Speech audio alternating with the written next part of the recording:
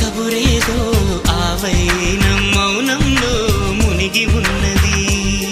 చిగురాకు చాటు చిలక ఈ అలజడి ప్రేమేగా, అనుకోని దారి గనక ఈ తికమక తప్పదుగా.